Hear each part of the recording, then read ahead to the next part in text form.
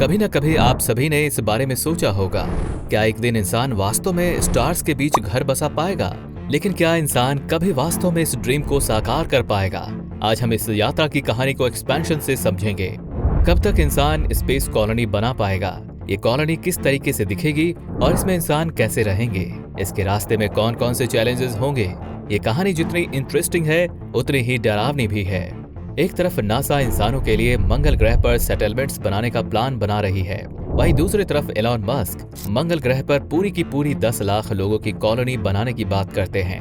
NASA और अपने Elon Musk की स्पेसएक्स 2030 के दशक में चंद्रमा और मंगल पर मानव सेटलमेंट्स का निर्माण करने की योजना बना रही है। अगर आपको पता हो तो मैंने पिछले ही वीडियो में इस बारे में चर्चा की थी कि नासा आर्टेमिस प्रोजेक्ट के द्वारा 2024 तक चंद्रमा पर फिर से मानव को उतारने की योजना बना रहा है, जिसका अंतिम लक्ष्य चंद्रमा पर एक अस्थायी बेस स्थापित करना है। इसके बाद 2030 के दशक में मंगल ग्रह पर इंसानों को भेजने का प्लान है, लेकिन मंगल ग्रह की कठिन जलवायु परिस्थितियों, इंसान के लंबे समय के लिए अंतरिक्ष में रहने जैसी समस्याएं प्रोजेक्ट को और चुनौतीपूर्ण बना रही हैं। लेकिन फिर भी मंगल ग्रह पर जीवन और बस्ती बसाने की दिशा में वैज्ञानिक लगातार काम कर रहे हैं। इसमें एक ये भी है कि जीवन के लिए अनुकूल वातावरण बनाने के लिए मंगल ग्रह के तापमान में बढ़ोतरी करके वातावरण तैयार करना होगा। इसके लिए तकनीक भी मिल गई है। इसके लिए लोहे का इस्तेमाल किया जाएगा, जो मंगल ग्रह पर प्रकाश को अवशोषित करके इसका तापमान बढ़ा देंगे। इससे मंगल ग्रह पर ग्रीन हाउस इफेक्ट होगा और इसकी सतह का तापमान 50 डिग्री फ़ारेनहाइट तक बढ़ जाएगा। इतना तापमान होने में लगभग 10 साल का वक्त लगेगा। हालांकि केवल इतना करके ही इसे जीवन लायक बनाया नहीं जा सकेगा। ये केवल शुरुआती चरण होगा। मंगल ग्रह के वातावरण को पृथ्वी जैसा बनाना आसान नहीं है। मंगल ग्रह को गर्म करने से ही यहाँ जीवन लायक वातावरण नहीं बनने वाला। मंगल ग्रह पर कॉलोनी बनाने के लिए आवश्यक होगा कि वहाँ के संसाधनों का उपयोग किया जाए, जिसे इन सीटू रिसोर्स यूटिलाइजेशन कहा जाता है। इसमें मंगल की मिट्टी से ऑक्सीजन, पानी और निर्माण सामग्री निकालने की तकनीक शामिल है। इस तरह की कॉलोनियों में खुद को बनाए रखने की क्षमता होनी चाहिए, जो कि ऊर्जा उत्पादन, भोजन उत्पादन और जल पुनर्चक्रण के माध्यम से संभव हो सकेगी।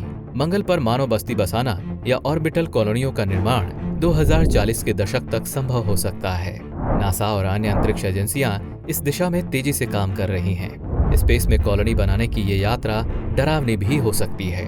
अंतरिक्ष में विकिरण के कारण मानव शरीर को भी भारी नुकसान हो सकता है और कुछ साइंटिस्टों का भी ये सवाल है कि लंबे समय तक पृथ्वी से दूर रहकर मानसिक स्वास्थ्य पर क्या प्रभाव पड़ेगा।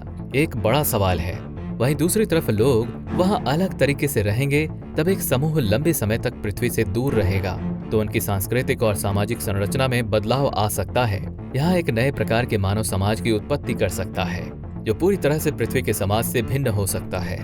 वहीं हम दूसरी तरफ देखें तो मंगल ग्रह पर कृषि, मंगल की मिट्टी को खेती के योग्य बनाना एक बड़ी चुनौती है।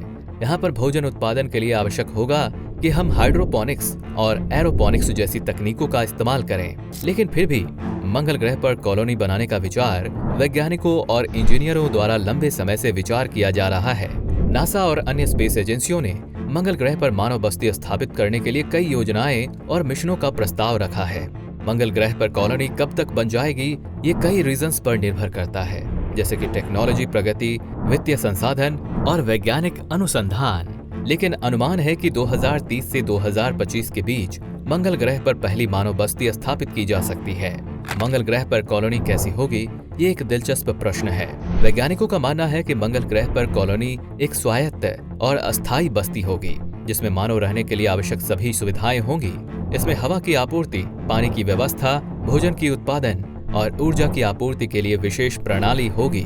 इसके अलावा मंगल ग्रह पर कॉलोनी में वैज्ञानिक अनुसंधान के लिए भी सुविधाएं होंगी, जैसे कि प्रयोगशालाएं, ऑब्जर्वेशन सेंटर और डेटा एनालिसिस सेंटर। दोस्तों, इस वीडियो को हम यहीं खत्म करते हैं। मिलते हैं नए वीडियो में। धन्यवाद।